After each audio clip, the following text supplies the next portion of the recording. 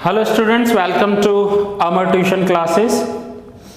आज हम अकाउंट्स में न्यू चैप्टर स्टार्ट कर रहे हैं, that is redemption of redeemable preference shares.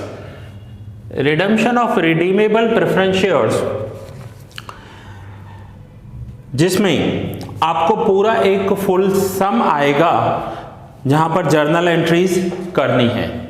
तो पहले इस वर्ड की मीनिंग समझ लेते हैं कि ये जो लिखा हुआ है कि redemption of redeemable preference shares, इसकी मीनिंग क्या होगी।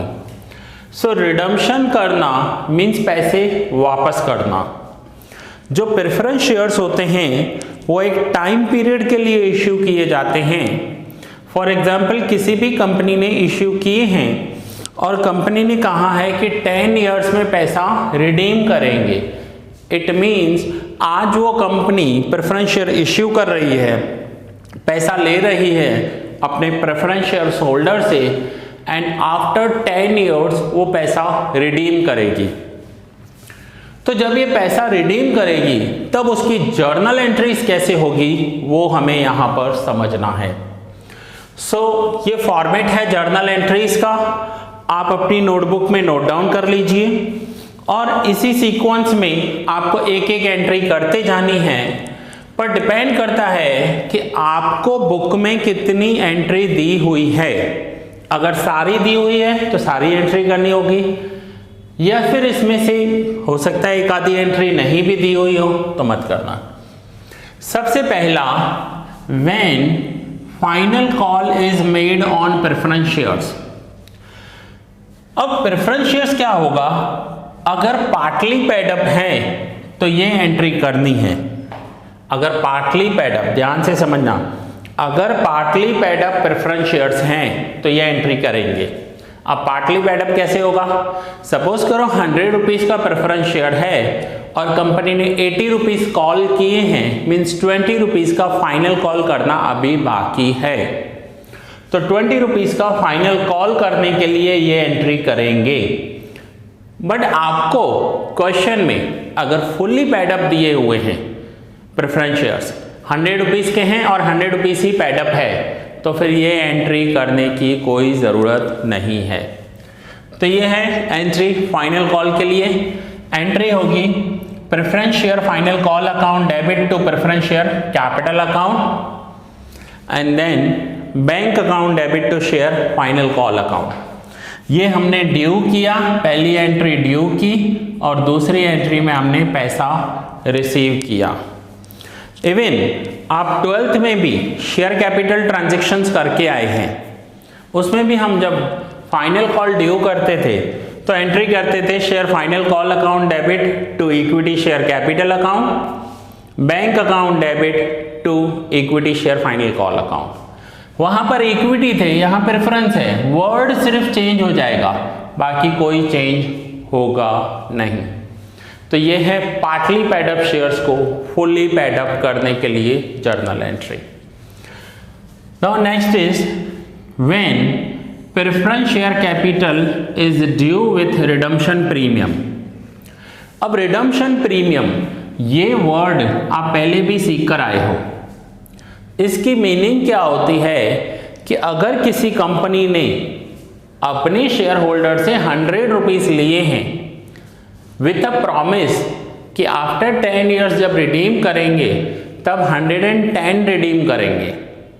ध्यान से समझना इस पॉइंट को। एवरी ईयर उन्हें इंटरेस्ट डिविडेंड तो मिलता ही रहेगा, बट रिडम्पशन के टाइम पर वो एक प्रीमियम दे रही है, that is called redemption premium.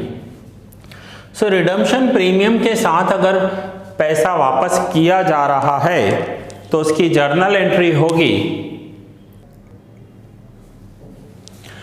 Preference share capital account debit redemption premium account debit to preference share holder account. इस एंट्री को ड्यू एंट्री कहते हैं। जब प्रेफरेंस शेयर होल्डर्स को पैसा देना होता है तो कैपिटल को डेबिट करके पूरा का पूरा पैसा होल्डर्स अकाउंट में ट्रांसफर किया जाता है। So that is preference share capital account debit, redemption premium account debit to preference share holder account.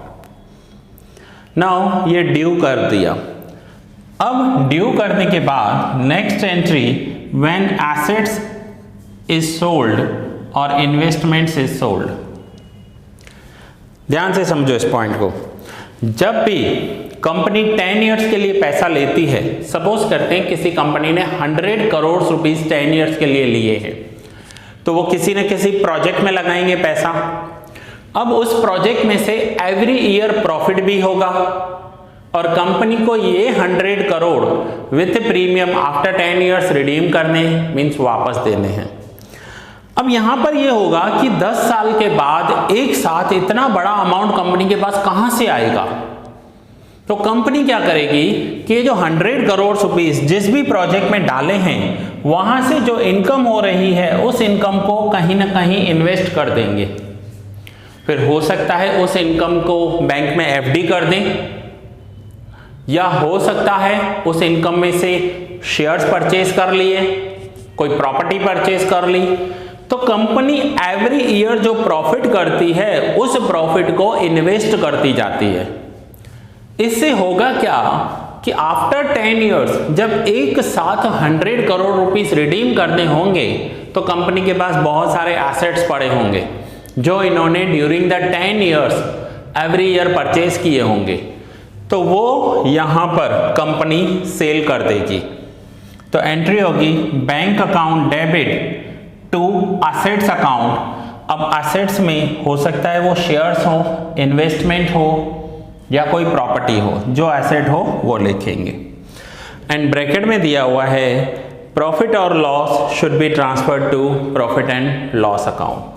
तो यहां पर है कि कंपनी ने अपने एसेट्स को बेचा है, तो ये होगी एसेट्स सोल्ड करने की एंट्री। सो सबसे पहले फाइनल कॉल, देन ड्यू करेंगे, देन एसेट्स बेचेंगे। Now next is when new shares are issued. अब आप बोलोगे कंपनी ये शेयर्स तो रिडीम कर रही है, न्यू शेयर्स क्यों इश्यू कर रही है? जब भी कोई बिजनेस करते हैं ना तो वहां पर क्या होता है कि एक एग्जांपल लेते हैं। सपोज करो मैं एक बिजनेस स्टार्ट कर रहा हूं, उसके लिए मैंने 10 लाख रुपीस का लोन लिया था किसी से, और ये 10 लाख का लोन मुझे एक साथ रिडीम करना है। तो ये लोन रिडीम करने के लिए मेरे पास 5 लाख अपने पड़े हैं, लेकिन 5 लाख अवेलेबल नहीं है। तो इस 5 लाख का एक न्यू लोन लेना पड़ेगा। सो 5 लाख का न्यू लोन लेना होगा। नाउ अब मैंने जिससे 10 लाख रुपीस लिया है वो बोला है मुझे 10 लाख एक साथ दे दे। मेरे पास 5 लाख का अरेंजमेंट हो गया है। 5 लाख का अरेंजमेंट कहां से हुआ है? ये 5 लाख रुपीस बिजनेस में प्रॉफिट हो चुका है। अब 5 लाख का प्रॉफिट हो चुका है, बट वो बोल रहा है 10 लाख एक साथ रिडीम कर। तो यहां पर कंपनी क्या करती है कि 5 लाख का एक नया लोन ले लेंगे, न्यू लोन लेंगे, और 5 लाख सेविंग में से पड़े हैं, 10 लाख रुपीस का कर्जा उतार देंगे। 10 लाख रुपीस का लोन वापस कर दिया, या कर्जा उतार दिया, या प्रेफरेंस शेयर होल्डर्स को पैसा वापस कर दिया। अब जो नया कर्जा है वो है 5 लाख का। अमाउंट छोटा हो गया और सामने इंटरेस्ट या डिविडेंड भी कम देना पड़ेगा। तो कई बार कंपनी न्यू शेयर्स इश्यू करते हैं। तो न्यू शेयर्स इश्यू करने के लिए एंट्री होगी bank account debit to preference share capital account. Entry करेंगे bank account debit to preference share capital account. Now company ने न्यू शेयर्स तो इश्यू कर दिए। अब उसके बाद एज पर गवर्नमेंट रूल एक रिजर्व बनाना होता है जिसे कहते हैं कैपिटल रिडम्पशन रिजर्व। ये क्यों बनाना पड़ता है? कोई भी कंपनी जब प्रेफरेंस शेयर होल्डर्स को पैसा वापस करती है तो एज पर गवर्नमेंट रूल्स उनके पास प्रॉफिट होना चाहिए, तभी पैसा वापस कर सकते हैं, या फिर रिजर्व फंड्स होने चाहिए। रिजर्व फंड्स क्या होते हैं? सेविंग्स होती हैं। प्रॉफिट में से पैसा कमाया हुआ रिजर्व में ट्रांसफर कर देते हैं, तो ये वन टाइप ऑफ सेविंग्स होंगी। तो सेविंग है तो ही रिडम्पशन करना है। सो उसके लिए एंट्री होगी reserves account debit to CRR account. Here capital reserve and security premium can not be used. यहां पर ध्यान रखना है कि जब भी कंपनी CRR बना रही है तो वहां पर कैपिटल रिजर्व या सिक्योरिटी प्रीमियम को यूज नहीं करना है। इस पॉइंट को हम ड्यूरिंग सम समझेंगे कि ये क्या है। सो यहां पर हमने क्या किया, ये न्यू इश्यू किए, CRR बनाया, नहीं, when preference share holders are paid. अब प्रेफरेंस शेयर होल्डर्स को पेमेंट देनी है। सो प्रेफरेंस शेयर होल्डर्स को पेमेंट देने के लिए एंट्री करेंगे। सो प्रेफरेंस शेयर होल्डर ये था कि न्यू इश्यू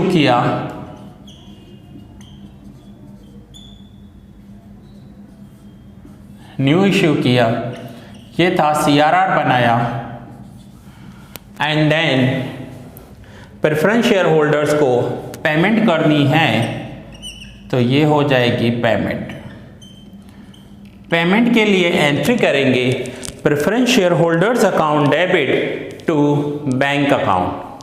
पेमेंट के लिए एंट्री होगी preference share holders account debit to bank account. And now when redemption premium is write off, company redemption premium दे रही है तो वो तो उनके लिए लॉस है, तो ये हम अपने पहले वाले चैप्टर्स में भी करके आए हैं। उसके लिए एंट्री क्या होगी, सिक्योरिटी प्रीमियम अकाउंट डेबिट और profit and loss account debit to redemption premium account. ये है कि रिडम्पशन प्रीमियम को राइट ऑफ करना होता है, ये राइट ऑफ करने की एंट्री है। सो स्टूडेंट्स देखिए, first entry final call, second due, third में एसेट सेल किए, फोर्थ में न्यू इश्यू किया, फिफ्थ में CRR बनाया, सिक्स्थ में पेमेंट किया और सेवंथ में राइट ऑफ किया। ये जर्नल एंट्रीज हर समय सेम होने वाली है, कोई चेंजेस होने वाले नहीं है। पूरा का पूरा चैप्टर इन जर्नल एंट्रीज पर बेस्ड है। अगर आपको ये जर्नल एंट्री याद हो गई तो यूं समझो आपका 50% चैप्टर हो गया। उसके बाद सिर्फ आपको इन जर्नल एंट्रीज में अमाउंट्स ही लिखने होंगे। सो स्टूडेंट्स, आज आप ये जर्नल एंट्रीज नोट डाउन कर लीजिए, एक बार फिर से समझ लीजिए। अगर आप तो सभी मेरा लेक्चर रिकॉर्डेड लेक्चर्स देख रहे हो, अगर आप यहाँ ऑफलाइन लेक्चर्स में होते तो मैं पहले दिन ये एक्सप्लेन करता हूँ, दूसरे दिन इन एंट्रीज की टेस्ट लेता हूँ और उसके बाद चैप्टर स्टार्ट करता हूँ। टेस्ट लेने से क्या हो जाता है कि स्टूडेंट को वो एंट्री याद होती है तो चैप्टर अच्छे से समझ में आता है। आप सोचोगे चैप्टर अभी कर लेता हूँ, एंट्रीज एग्जाम के दिन रात को हो जाएगी, आप लोग नाइट कर लोगे और एक नाइट करने में पूरा का पूरा सिलेबस कवर कर लोगे। ऐसा बिल्कुल नहीं होता है। आप चैप्टर की प्रैक्टिस करो बट प्रॉपर वे में करो। पहले एंट्रीज को लर्न कर लो, याद कर लो और फिर उसके बाद अपना ही सेल्फ टेस्ट लेकर देखो। सेल्फ टेस्ट कैसे लोगे, ये क्वेश्चंस बना लोगे। When final call is made, when preference share capital is due, when assets is sold, फिर ये एंट्रीज लिख कर देखोगे। सेल्फ टेस्ट लोगे, चेक करोगे कितनी एंट्रीज आपकी करेक्ट जा रही हैं और उसके बाद आप इस चैप्टर को स्टार्ट करना। आपको चैप्टर करने में मजा आएगा, बिलीव मी, बहुत मजा आएगा। अगर एंट्रीज याद नहीं होगी तो बार बार आपको फॉर्मेट देखना पड़ेगा। So now students please note down कर लीजिए आप ये। इस लेक्चर को मैं यहीं पर ही पूरा कर रहा हूं। मिलते हैं नेक्स्ट लेक्चर में और स्टार्ट करेंगे सम्स, इसी चैप्टर के सम स्टार्ट करेंगे।